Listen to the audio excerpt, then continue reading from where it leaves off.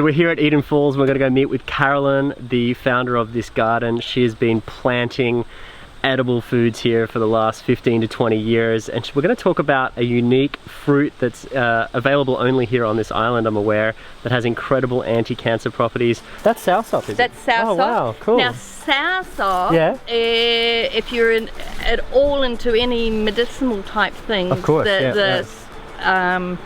the properties of soursop are just amazing. Joe's had prostate.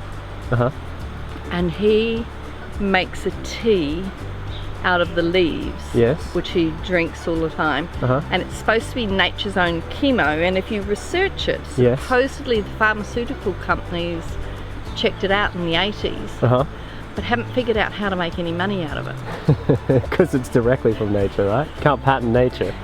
And so they've buried it. Oh wow. So that's the tea of the leaf. That's the tea of the leaf. Because I've heard the fruit itself also has medicinal properties. Yes. Yeah. I had a girlfriend that had breast cancer, and she said the antioxidant of the fruit and stuff was supposed to be really good. So it's an incredible tree. So I'd like to take some of the soursop trees. That would be fantastic. Yes. This one here looks particularly good. Yep. We've got a big garden area cordoned off now. Yeah, like a food forest. Which we're going to put more perennials along the back. What I love about Spirit is that this dog literally eats anything. Island Kaikai, he loves it. Look at this is coconut. It's actually really good for his fur. When we first got him, he was incredibly malnourished, and we started feeding him raw mince, number 2 beef from Beaumarchais, and coconut oil in it, and it really helped his skin. We also give him pawpaw, banana, and coconut, and he actually loves it. He loves the taste of it, which is funny because our dog in Australia could never eat any other fruit or vegetable, but Spirit loves it. I was lucky enough to be able to import a lot of different fruit trees, so I've got fruit trees that you won't get anywhere else. Yeah, wow. These are carambola. Carambola. So I can actually show you the fruit, this one down there. It's a star apple, or you can call it a star fruit. Oh wow, look how prolific that is. So, if you're going to prepare it, you would cut the spine off, but... Sweet. Some of them are so bitter. I love them so much. Look how prolific this is, hey? Like it's laden with fruit.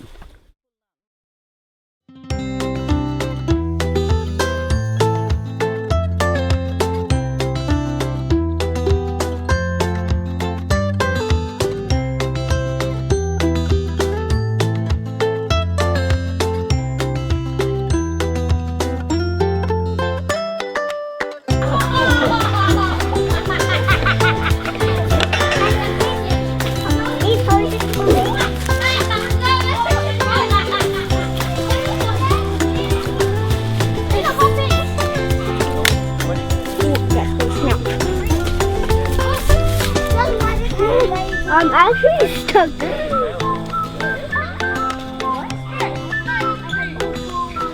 So today we went to Eden Waterfall and we did a lot of snorkel.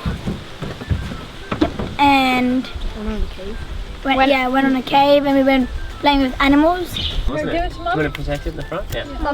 Do we have any banana trees? Yep. In our garden. Then, if you don't have straws, you drink it like this.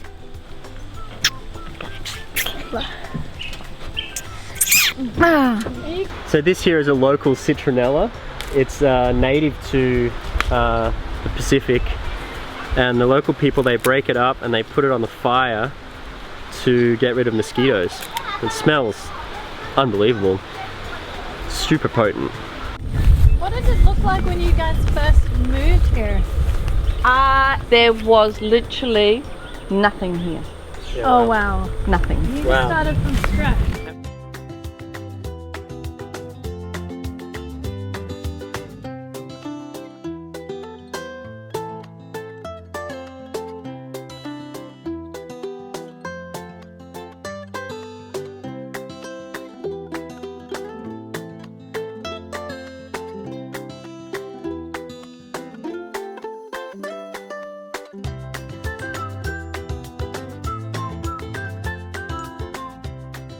the increase that people are having in the food that they Tourism eat and thing, where yeah. they come from. Yeah. And not only tourism, we're all a lot more interested in where our food comes from. Absolutely.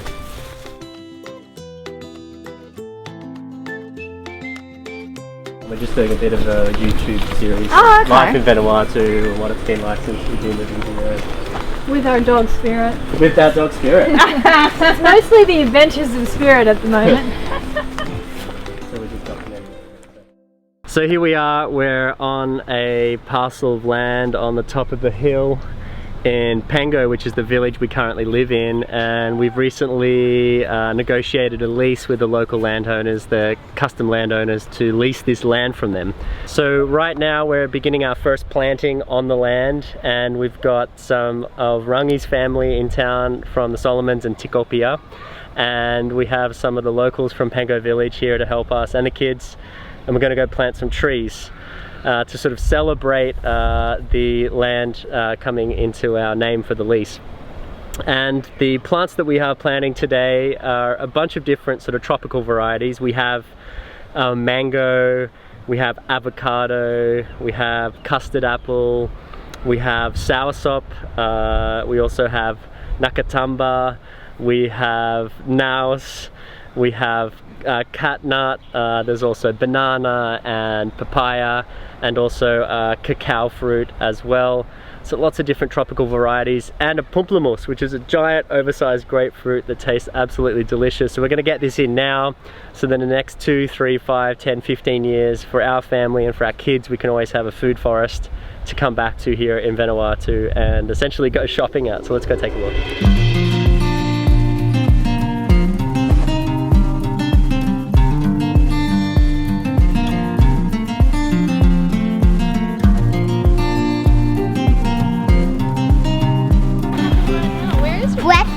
Everyone grab some soil, put it in. Oh, It's the first one. let's grab some soil here, guys. Help out.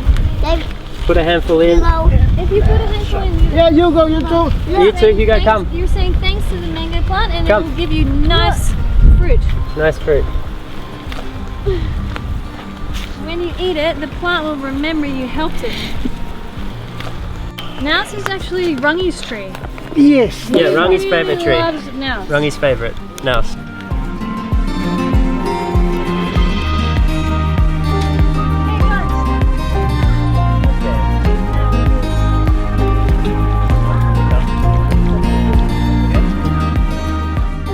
Good job, Spirit. Put it in the bin.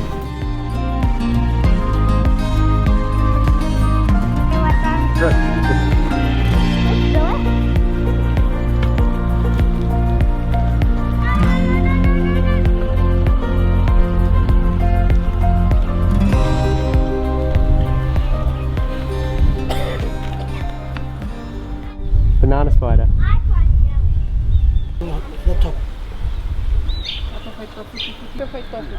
Apparently it's harmless. Until it crawls on my hand and I'm like, oh. Which direction? It's okay like this? Yes. This one here is chocolate fruit here, cacao. Big beautiful leaves, huh? Pamplemousse has got 2 leaves. Yeah? With orange and mandarin and all this, they've only got 1. One. Okay, so pamplemousse has got 2. Okay. That's another secret I'm going to tell you. Oh, another secret. Another secret. I'll have to, do you gonna kill me or I have to forget it? Or? So, before you see the sunrise, the bananas do. And then you're the second one to be woken up. So, okay. You're going to go. Okay, good job, Hugo. Put it in. Yeah, so.